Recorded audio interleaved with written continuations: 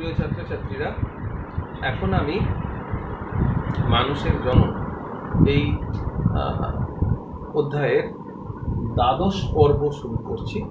এখানে আমি আজকে ফিটাস এবং ফিটাল মেমব্রেন বা ফিটাসের আবরণ সমূহ এই দুটি বিষয় নিয়ে আলোচনা করব।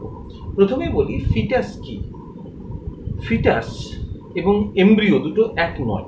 এমব্রিও হচ্ছে বা ভ্রূণ হলো জাইগোট থেকে শুরু করে ভ্রূণের 8 সপ্তাহ বয়স, 8 সপ্তাহ বয়স পর্যন্ত অবস্থাকে বলা হয় ভ্রূণ বা এমব্রিও। আর নবম সপ্তাহ থেকে 9th উইক, নবম সপ্তাহ থেকে ভূমিষ্ঠ হওয়া, সন্তানের ভূমিষ্ঠ হওয়া পর্যন্ত এই অবস্থাটাকে বলা হয়, গর্ভস্থ ভ্রূণকে বলা হয় ফিটাস। নবম সপ্তাহ থেকে ভূমিষ্ঠ হওয়া পর্যন্ত গর্ভস্থ ভ্রূণের নাম হলো ফিটাস, এবং তার আগে অষ্টম সপ্তাহ পর, জাইগোট থেকে অষ্টম সপ্তাহ, এটা হচ্ছে এমব্রিও। তো আমরা সেই ফিটাস, তার যে ফিটাল মেমব্রেন, ফিটাসের যে আবরণ সমূহ, এইটা নিয়ে আমরা আজকে এবার আলোচনা করব। তো ফিটাসের আমরা দেখতে পাই মেমব্রেন চারটে, প্রধান চারটি membrane: chorion, amnion, allantois, yolk sac. Chorion, amnion, allantois আর ইয়োক স্যাক, এই চারটে আবরণ। প্রথমে আমরা আসি কোরিয়ন। কোরিয়ন একেবারে বাইরের স্তর ভ্রূণের। কোরিয়ন তৈরি হয়েছে ট্রোফোব্লাস্ট, বাইরের দিকে ট্রোফোব্লাস্ট। ট্রোফোব্লাস্ট নিশ্চয়ই মনে আছে তোমাদের, যে ব্লাস্টুলার যে বাইরের যে স্তর, কোষণ স্তর, তাকে ট্রোফোব্লাস্ট বলা হয়েছিল।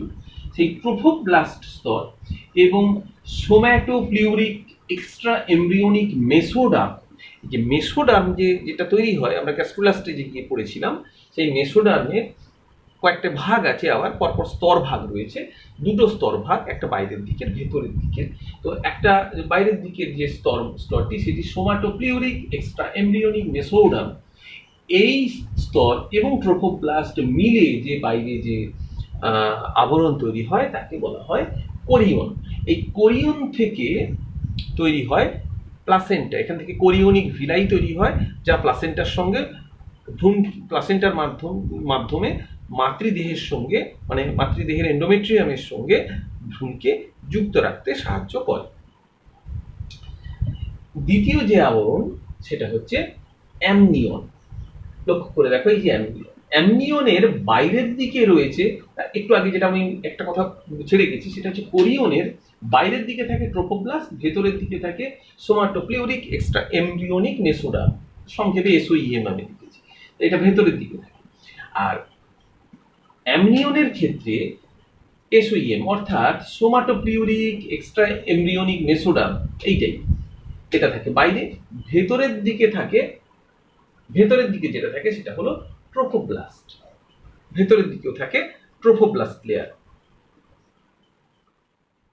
তাহলে ট্রোফোব্লাস্ট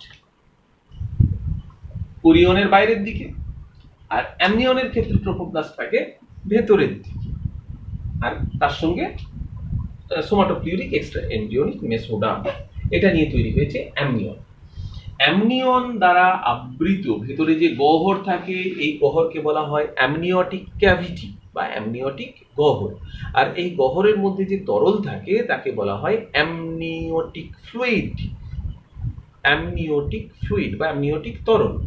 এই অ্যামনিওটিক ফ্লুইডের মধ্যে রয়েছে, নিমজ্জিত থাকে এমব্রিও বা ভ্রূণ। এইগুলো এমব্রিও। এমব্রিওর এদিকটা অ্যান্টেরিয়র সাইড বা অ্যান্টেরিয়র এন্ড, এটা মস্তকের অগ্রভাগ বা মস্তকের দিক। এই দিকটা হচ্ছে পোস্টেরিয়র এন্ড বা লেজের দিক, এইভাবে থাকে। আর এই অঞ্চলটা হচ্ছে প্রিমিটিভ ডাইজেস্টিভ ট্র্যাক্ট, বা আমরা গাট, প্রিমিটিভ গাট বলতে পারি, অর্থাৎ পৌষ্টিক তন্ত্র যে গঠিত হয়, পৌষ্টিক নালীর একেবারে প্রিমিটিভ, খুব প্রাথমিক অবস্থা, অত্যন্ত প্রাথমিক অবস্থা পৌষ্টিক নালীর, বা এটা প্রিমিটিভ গাট ইংরেজিতে আমরা বলতে পারি, এই অঞ্চলটা। তাহলে এটা হলো ভ্রূণের অ্যান্টেরিয়র এন্ড, এটা পোস্টেরিয়র এন্ড, এবং এটা হলো ভ্রূণ। ভ্রূণ তাহলে নিমজ্জিত রয়েছে কার মধ্যে? না, অ্যামনিওটিক ফ্লুইডের মধ্যে। অ্যামনিওটিক ফ্লুইড এটা তাহলে তৈরি করছে কে? না, এই ট্রোফোব্লাস্টের কোষপুঞ্জ। থেকে তৈরি হচ্ছে অ্যামনিওটিক ফ্লুইড। এই অ্যামনিওটিক ফ্লুইডের গুরুত্বপূর্ণ কাজ হলো যে শক, অর্থাৎ যে এই ভ্রূণে যাতে কোনো ধাক্কা না লাগে সেই শক অ্যাবজর্বার হিসেবে কাজ করে, শক অ্যাবজর্বার হিসেবে কাজ করে, ভ্রূণে যাতে কোনো আঘাত না লাগে। আর দ্বিতীয় হচ্ছে যে শুকিয়ে যাওয়ার হাত থেকে ভ্রূণ যাতে শুকিয়ে না যায় সেটা থেকেও রক্ষা করে অ্যামনিওটিক ফ্লুইড। সন্তান যখন জন্মলাভ করে ভূমিষ্ঠ হয়, ভূমিষ্ঠ হওয়ার ঠিক আগে আগে এই যে অ্যামনিয়ন এটা বিদীর্ণ হয়, অ্যামনিওটিক ফ্লুইড বাইরে বেরিয়ে আসে এবং অ্যামনিওটিক ফ্লুইড যখন বেরোনো শুরু হয় তখনই বোঝা যায় যে এবার ভ্রূণ বাইরে বেরোনোর জন্য প্রস্তুত হয়ে গেছে, মানে সন্তান ফিটাস বাইরে বেরোনোর জন্য প্রস্তুত হয়েছে। যাই হোক, তাহলে অ্যামনিয়ন বুঝলে। এবার তৃতীয় যে মেমব্রেন আসবো সেটা হচ্ছে অ্যালান্টোয়েস। এই অ্যালান্টোয়েস তৈরি হয়েছে বাইরের দিকে স্প্ল্যাঙ্কনোপ্লিউরিক এক্সট্রা এমব্রিওনিক মেসোডাম, স্প্ল্যাঙ্কনোপ্লিউরিক এক্সট্রা এমব্রিওনিক মেসোডাম বা STEM, এটা বাইরের দিকে। আর ভেতরের দিকে তৈরি হয়েছে এন্ডোডার্ম দিয়ে, এন্ডোডার্ম থেকে তৈরি হয়েছে। এই দুটো মিলে তৈরি হয়েছে অ্যালান্টোইস। অ্যালান্টোইস কিন্তু খুব একটা কাজ নেই, ফাংশন নেই এর, এবং শুধু অ্যালান্টোইস যে এরা প্লাসেন্টা বা যে অমরা তৈরি হয় সেই অমরাতে রক্তবাহ তৈরি সাপ্লাই করতে সাহায্য করে, এইটাই শুধুমাত্র কাজ, যে প্লাসেন্টাতে কিছু রক্তবাহ সাপ্লাই করে, সরবরাহ করে। এছাড়া অ্যালান্টোইসের আর কোনো কাজ নেই, মূলত এটা ফাংশনলেস আমরা বলতে পারি। নেক্সট শেষ যেটা রয়েছে আবরণ, ইয়ক স্যাক বা কুসুম থলি। এটা তৈরি হয়েছে একইভাবে বাইরের দিকে এই স্প্ল্যাঙ্কনোপ্লিউরিক এক্সট্রা এমব্রিওনিক মেসোডাম, অর্থাৎ একই জিনিস, আর ভেতরের দিকে এন্ডোডার্ম, এটা দিয়েই তৈরি হয়েছে।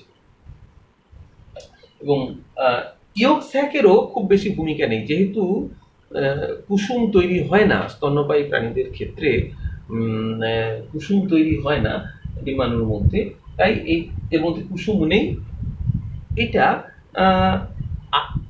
রক্তকোষ তৈরিতে খুব প্রাথমিক অবস্থা, একেবারে শুরুর দিকে, ভ্রূণ ডেভেলপমেন্টের শুরুর দিকে রক্তকোষ তৈরিতে কিছুটা সাহায্য করে। এছাড়া ইয়ক স্যাক ও ফাংশনলেস, এর কোনো কাজ নেই। এখানে শুধু একটা বলি যে এই যে ভ্রূণ, এ অমরার সঙ্গে যুক্ত থাকে। ভ্রূণ অমরা থেকে তো পুষ্টি লাভ করে প্লাসেন্টা বা অমরা, মায়ের দেহ থেকে ভ্রূণের যে পুষ্টি যায় প্লাসেন্টার মাধ্যমে, তো প্লাসেন্টার সঙ্গে ভ্রূণ যুক্ত থাকে অ্যাম্বিলিক্যাল কর্ড বা বাংলায় বলে নাভিরজ্জু, অ্যাম্বিলিক্যাল কর্ড বা নাভিরজ্জু। এই অ্যাম্বিলিক্যাল কর্ড বা নাভিরজ্জু তৈরি হয় কোথা থেকে?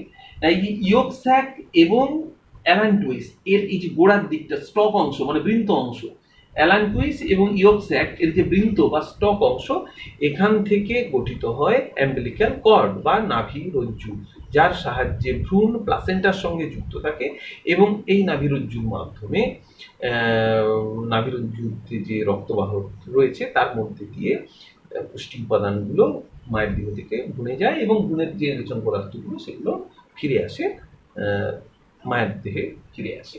তো এই হলো আবরণ। আশা করি তোমরা এই যে আজকে ফিটাল মেমব্রেনস যেগুলো বললাম এগুলো বুঝতে পেরেছো।